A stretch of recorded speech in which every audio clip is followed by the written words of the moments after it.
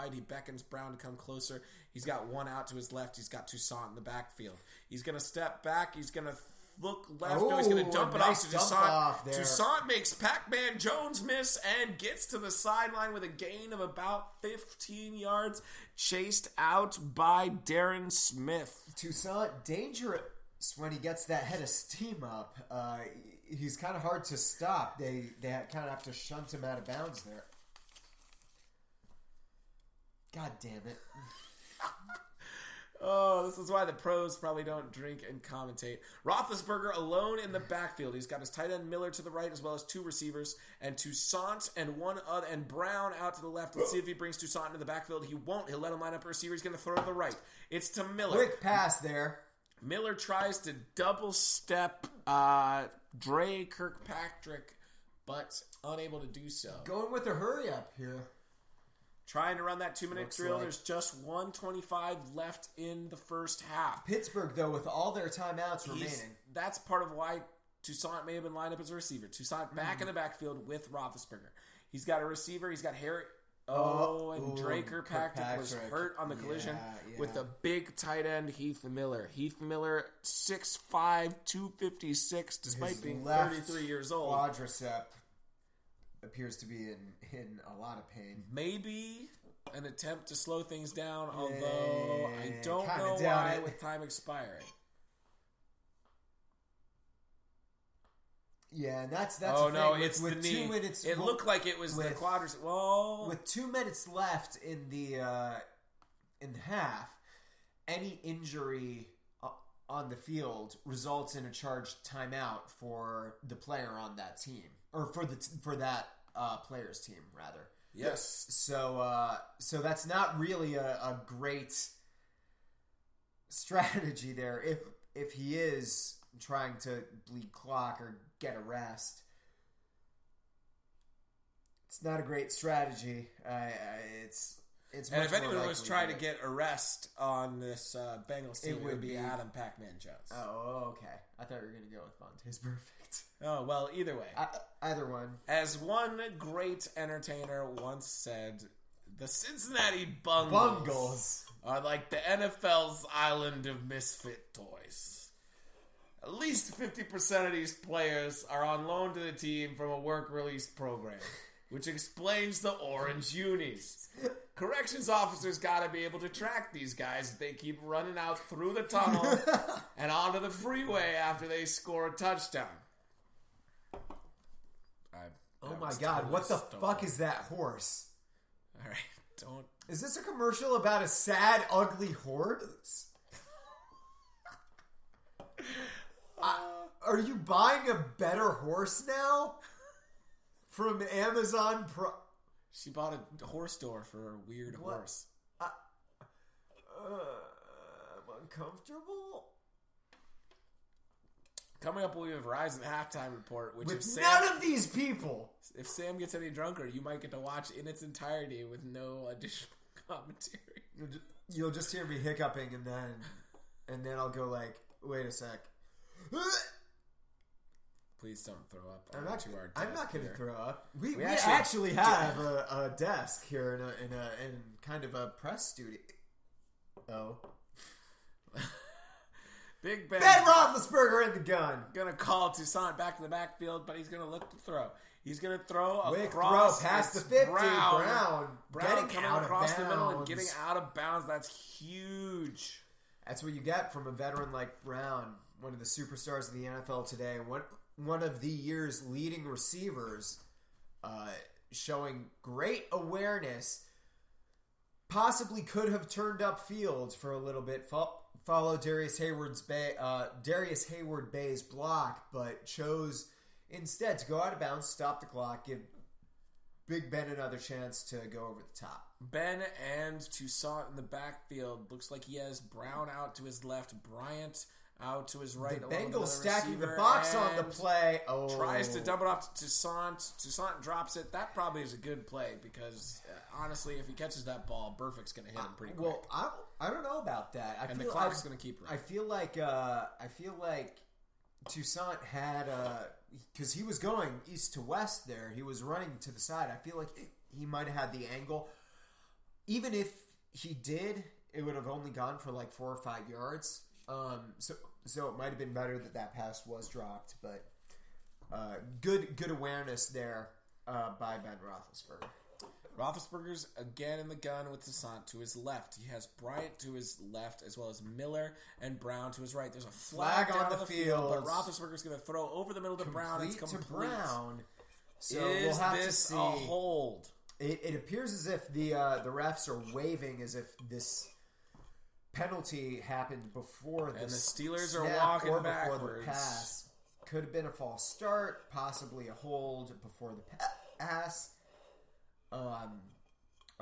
False start. There it is. Start on the Steelers.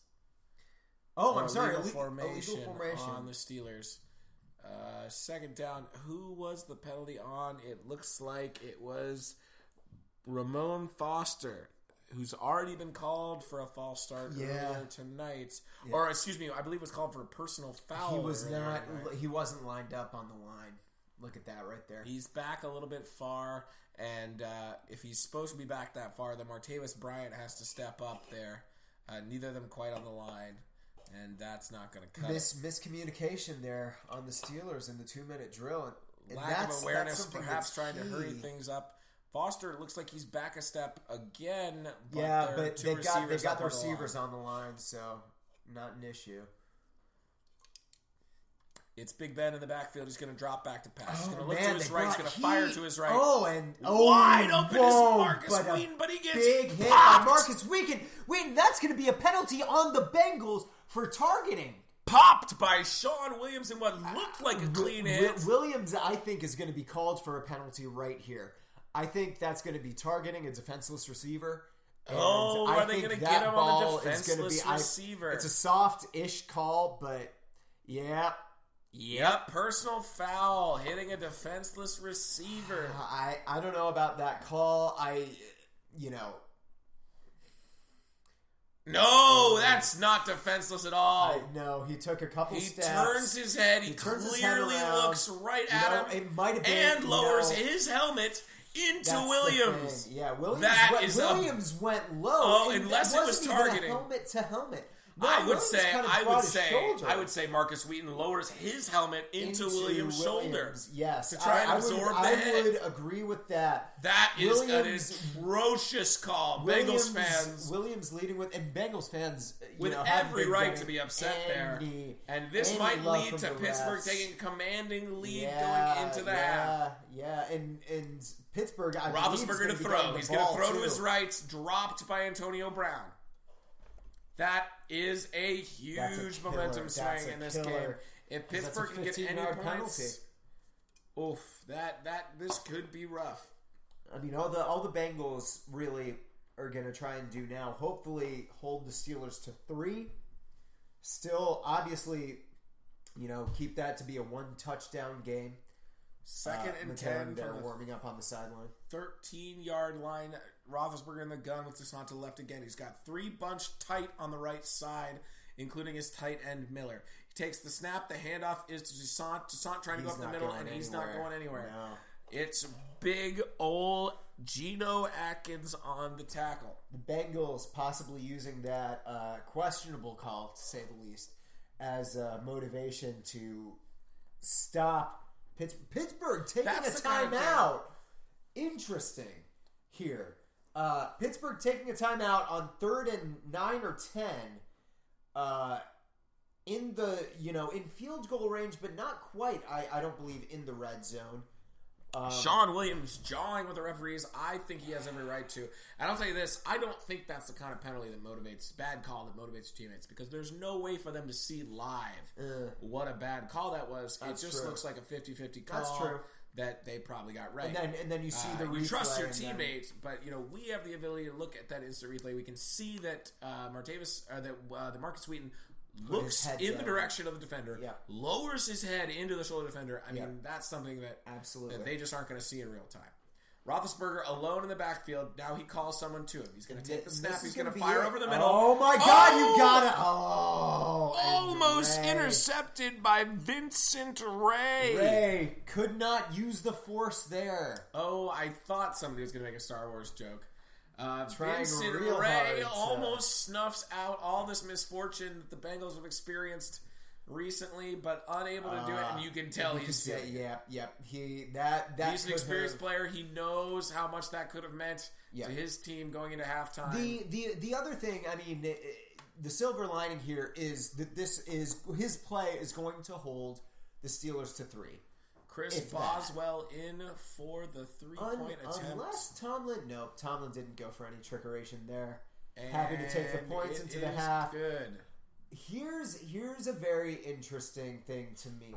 Pittsburgh took a timeout on right before 3rd down after a run play, instead of just going no huddle and trying to follow that up with another play, a quick play to try and get into the end zone or get a first down. That leaves 33 seconds on the clock for the Bengals. Right? If they're able to get that touchback, if the squib kick, if they try a squib and they down it right away, AJ McCarron's going to have a bit of a chance. He's got 33 seconds and 1 timeout to go the length of the field.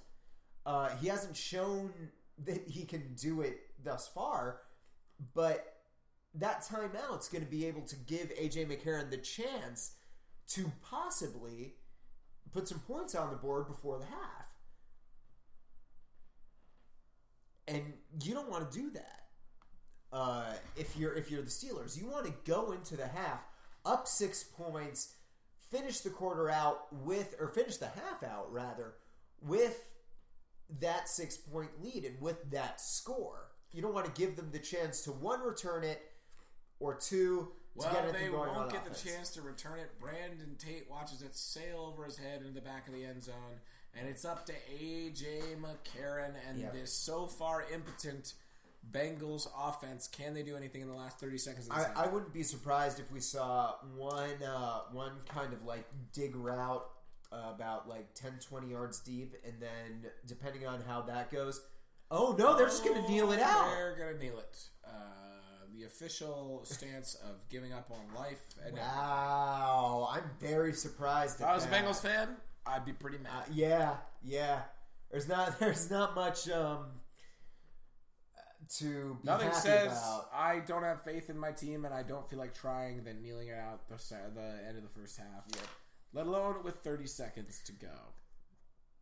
No, I don't know about that decision there. I don't know about the refereeing so far. I think that Bengals fans, and again, this is a home game for the Cincinnati Bengals.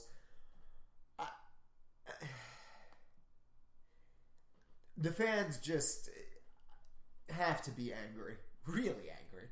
I would not be surprised. Well, let's see what. Nope, we're not gonna. Nope. Oh, well, all right. Bye, Mike. He looks wet. Yeah, Mike Tomlin showing great toughness, wearing a Gildan sweater, and only a Gildan sweater. God, that was such a clean hit. That was a super clean hit. God, that's a really bad call. And this is from someone who called that immediately as targeting a defenseless receiver. On the replay, no, that was super clean. Oh, CSI Cyber. CSI all about Cyber my sex. life when I was what the hell is this? Oh, this is what is this about the Super Bowl? Yeah, it is. They're showing all the people who do shows on CBS in goal. Stephen Colbert with grills, though. Stephen Colbert with grills, the only chance of salvaging that. That's true, and it did.